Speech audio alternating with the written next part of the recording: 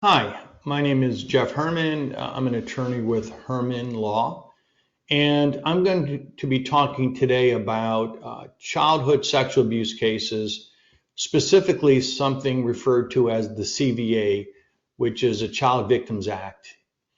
The Child Victims Act is a law that was enacted most recently first in New York, which is essentially a window that allows victims of childhood sexual abuse to file civil lawsuits in cases where the statute of limitations had previously expired.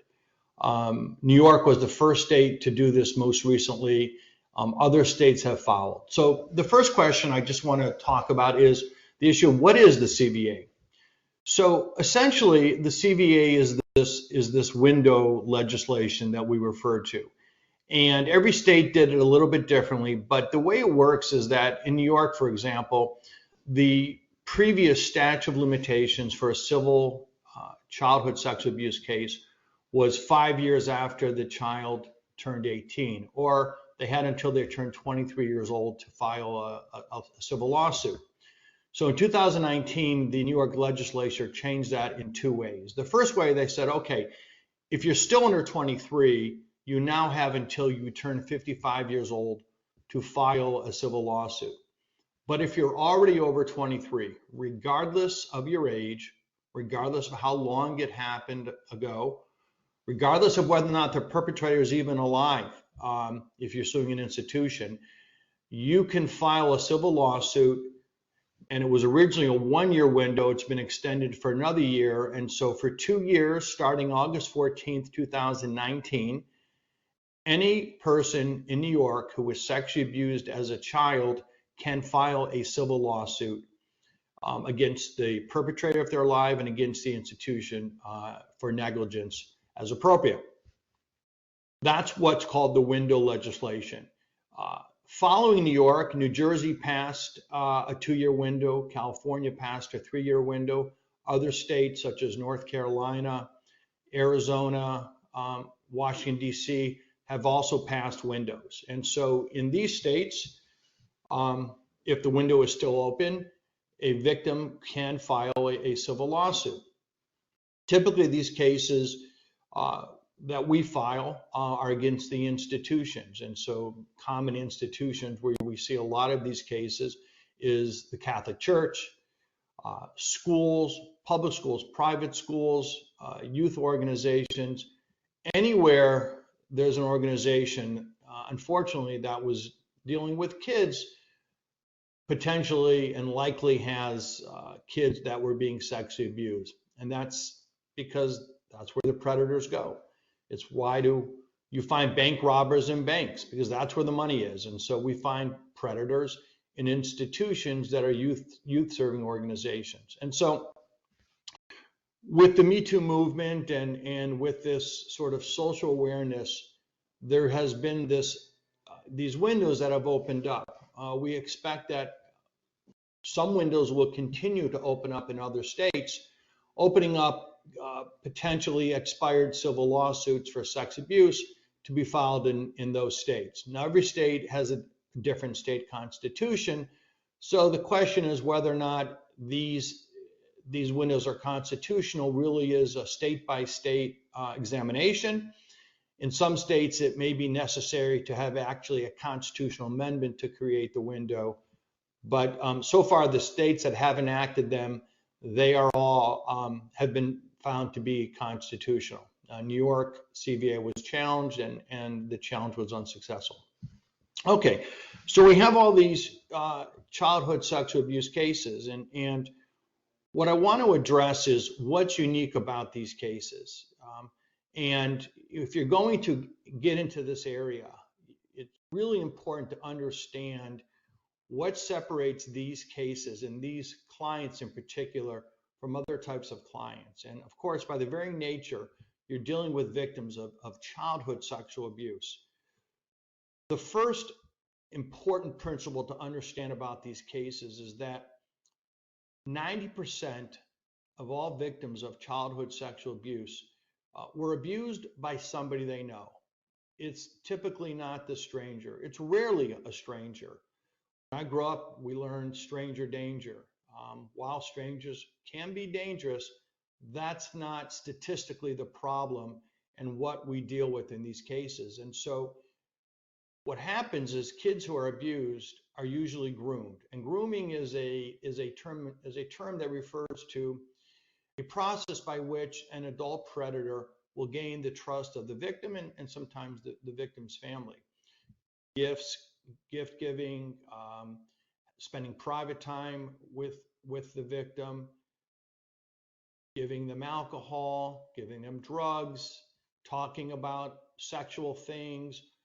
Touching may start off as wrestling and tickling. These are all things that a predator does to groom his victim so that eventually when the sexual acts begin, the victim is compliant, meaning they physically participate. And because victims physically participate, they blame themselves. They feel like they've done something wrong. And then as they get older and they realize it was wrong, they ask themselves, well, why didn't I scream? Why didn't I run? Why didn't I tell somebody? And this is part of the damages that victims of childhood sexual abuse encounter. So it's really important as advocates and lawyers for these victims that we understand that this is the mindset they're coming in with.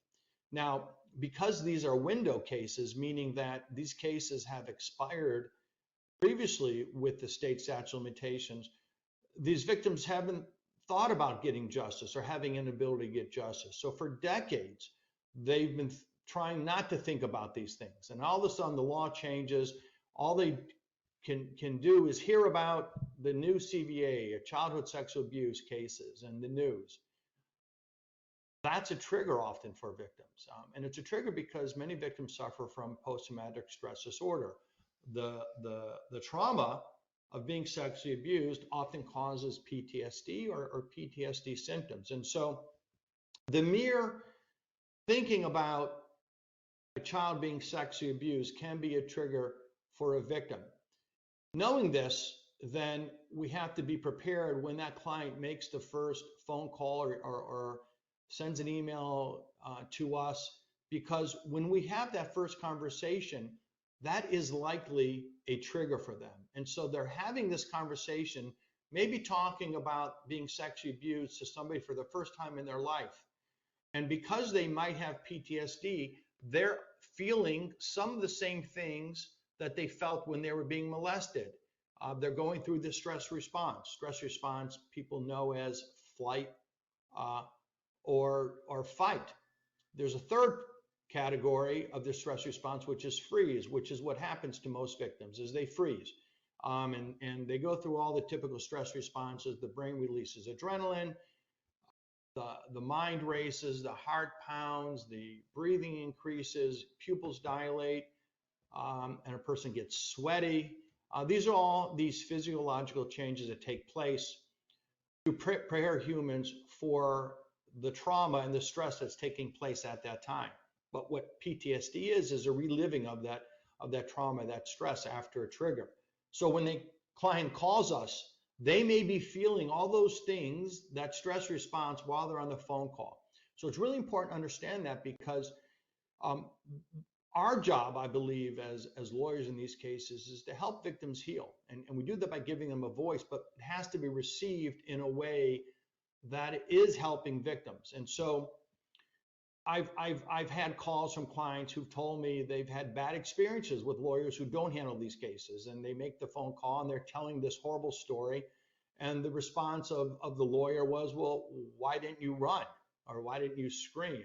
And obviously that's not a good understanding of what victims go through, and that makes it worse for the victim, because these victims need to be validated and they need to be heard. And so understanding this concept of being a compliant victim, I think is very important and necessary if you're going to handle these cases. I spent a lot of time training my lawyers and my paralegals. My intake unit is specifically trained on how to handle these cases from the very beginning. And so we're letting victims know they're being heard, and they're believed. And of course, we have to vet the cases, but we need to do this in a positive way, so we're helping the victims. The other thing about these cases, I think that's different now, is that these cases happened many years ago. And they're almost like each case is its own mystery, its own case to be solved.